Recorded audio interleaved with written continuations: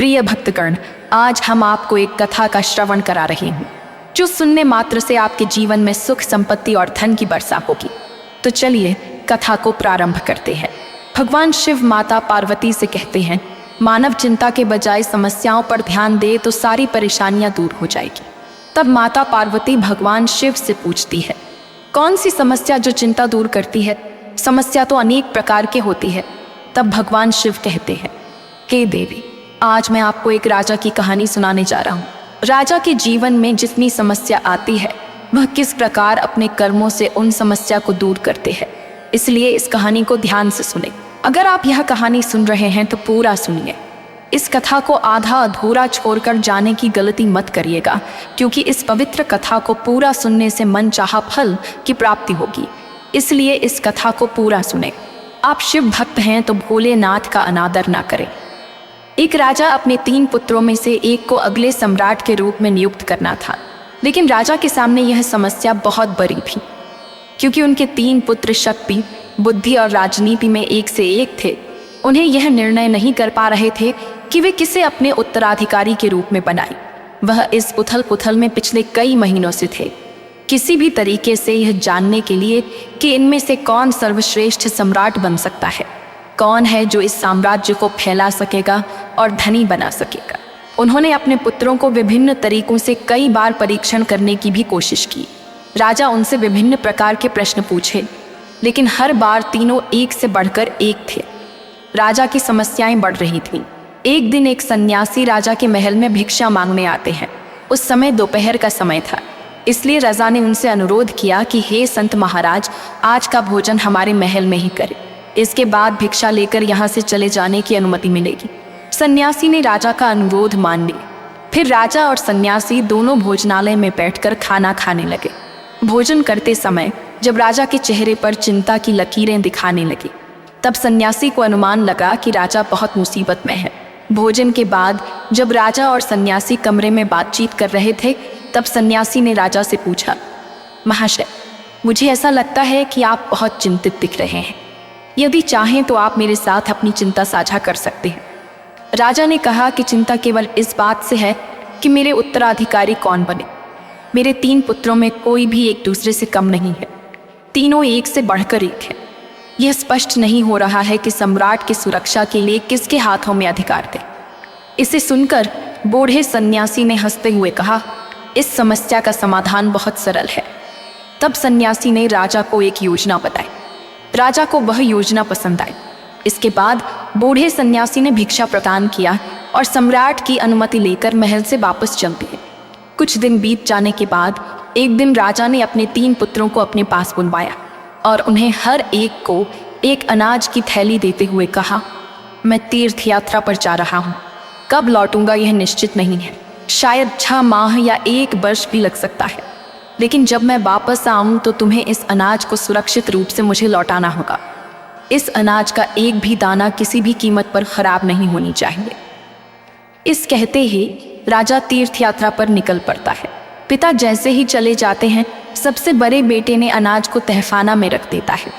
उस तहखाना में एक बड़ा ताला लगा देता है और यह उम्मीद करते हुए कि जब पिता वापस आएंगे तब मैं उन्हें इस अनाज से भरी थैली को सुरक्षित रूप से लौटा दूंगा। दूसरे बेटे को लगता है कि तहखाना में अनाज की थैली रखना मूर्खता होगी। कौन जानता है कि पापा को वापस घर आने में कितना समय लगेगा। उस समय तक अनाज सड़ जाएगा और अनाज सड़ जाने के बाद यह राख के रूप में बदल जाएगा। ऐसा सोचकर उसने वह अनाज महल के पीछे खाली जगह पर छिट देता है और मन ही मन यह सोचता है कि अनाज इतना उगेगा कि मैं पिताजी को एक थैली अनाज लौटा दूंगा। लेकिन वह लोग किसान नहीं था, उसे खेती समझ नहीं आती थी। वह अनाज को ऐसे फेंक दिया जैसे किसान कभी नहीं फेंकता। न तो उसने अनाज फेंकने से पहले ज़मीन की जांच की, न उसने हल चलवाया, न ही अनाज को ज़मीन में गाड़े गए, न ही ज़मीन को किसी भी तरीके से फसल लगाने के लिए तैयार किया गया था। सिर्फ ईश्वर के विश्वास पर उसने उस अनाज को छिट देता है। जब भगवान इतने पौधे व्यर्थ में उगा देते हैं तो मेरे घर में भी फसल उगाएंगे। सबसे छोटे बेटे को यह लगा कि तहखाना में अनाज रखना सबसे बड़ी मूर्खता होगी। पिताजी के वापस आने तक यह तो धूल के रूप में बन जाएगा और किसी भी जगह पर अनाज फेंकना और ईश्वर पर निर्भर रहना उचित नहीं होगा। फिर उसने एक फैसला लिया और एक किसान के पास गया। उसने एक अच्छी उपजाऊ जमीन ढूंढी, किसान की मदद से सभी जंगली घास निकाली, उसमें हल चलवाया और उस जमीन को तैयार कर दिया और उसमें उस अनाज को बो दी। उसने उन्हें उर्वरक और समय समय पर पानी भी उस किसान से दिलवाया। 1 वर्ष बाद पिताजी वापस आए। तब सबसे पहले अपने बारे बेटे को बुलाया और पूछा कि जो अनाज की थैली दी थी वह कहाँ है। तब बड़े बेटा ने तहखाना खोलकर दिखाया, मगर वहाँ कुछ भी नहीं था, सिर्फ धूल का ढेर था। पिता गुस्से से बोले, मैंने तुम्हें अनाज दिए थे जिनमें असीम संभावनाएं थीं, जो इन 1 वर्षों में कितने गुना अनाज हो सकता था, लेकिन तुमने उन अनाजों को धूल में बदल दिया। तुमने उस अनाज को नष्ट कर दिया। मैं तुम्हारे हाथों में कभी साम्राज्य देने का सोच नहीं सकता। इतना कहकर राजा वहां से चले जाते हैं। फिर राजा ने दूसरे बेटे से पूछा, अनाज की थैली कहाँ है? तो उसने राजा को महल के पीछे बंजर जमीन पर ले गया। जहां उसने अनाज को फेंका था वहां कोई फसल नहीं थी, सिर्फ कुछ जंगली घास और कांटेदार पेड़ पौधे थे। तब दूसरा राजकुमार कहता है, पिताजी, मैंने उस अनाज की थैली को इसी जगह छिट दिया था और मन में सोचा था कि आपके आने से पहले उतान अनाज तो हो ही जाएगा। इसके बाद 1 वर्षों में उन्हें देखने तक नहीं आया। पिता ने पूछा, फसल कहाँ है? बेटा ने कहा, मैंने यही तो फेंक दिए थे, कहाँ गए पता नहीं। रजा ने पूछा कि क्या अनाज को छींटने से पहले ज़मीन की सिंचाई की गई?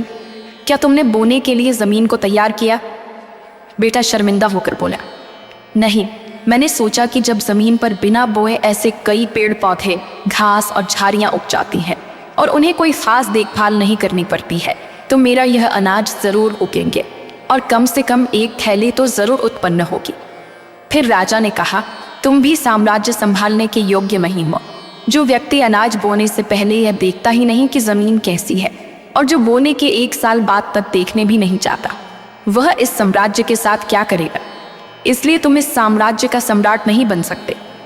फिर राजा ने अपने तीसरे बेटे से बुलाकर पूछा, अनाज कहाँ है? उसने राजा को एक खेत में ले गया। वहां पहुंचने के बाद राजा ने देखा कि जितना अनाज हमने दिया था उसका 1000 गुना अनाज वहां था, क्योंकि जो भी अनाज उसके पास था वह उस अनाज से अगले साल के लिए बीज के रूप में इस्तेमाल करने का सोच रहा था। पिताजी को ये देखकर हैरानी हुई।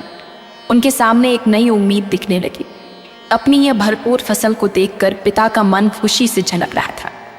भविष्य का साम्राज्य उनको दिखने लगा था।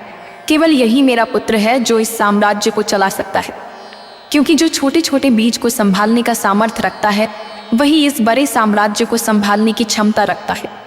फिर राजा ने छोटे बेटे को साम्राज्य सौंप दी।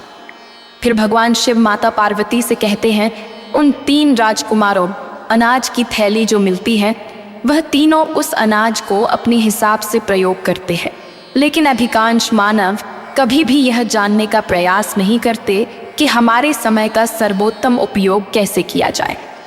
जैसे ही पहले राजकुमार ने अनाज को तहखाना में रखने का विचार किया था, इसी तरह कई लोग अपना समय बेकार की गतिविधियों में बिताते हैं, सही ढंग से इसका उपयोग नहीं करते हैं। वे अपने जीवन की सभी संभावनाओं को नष्ट कर देते हैं। कुछ लोग उस दूसरे राजकुमार की तरह होते हैं जो समय और मौकों की महत्व को समझते हैं, लेकिन पूर्णतः प्रफुल्लित नहीं कर पाते। उनका हर प्रयास आलस्य, असफलता का भय और टालमटोल के कारण अर्थहीन होता है। वे कार्य में अर्थहीन प्रयास करते हैं और अपने जीवन में संपूर्ण असफलता का सामना करते हैं। इसे सब कुछ जानने के बावजूद वे कभी भी उद्देश्यपूर्ण कार्य नहीं कर पाते। ऐसे कुछ ही लोग होते हैं जो उस तीसरे राजकुमार की तरह होते हैं, जो अपने जीवन में आने वाले मौकों और समय का पूरा उपयोग करते हैं। ये कर्मयोगी अपने काम में समर्पित होते हैं। कोई भी भय और संदेह उनके मन में देर तक नहीं रखते, और यही लोग हैं जो अपने कर्मों से ये सब प्राप्त करते हैं और उसे अगले साल के बीज के रूप में हजारों गुना वृद्धि करते हैं। जब तक वे अंतिम समय तक दुनिया पर संकल्प नहीं छोड़ देते हैं, तब तक वह कर्म करते रहते हैं। इतना कहकर भगवान शिव इस कहानी को समाप्त करते हैं।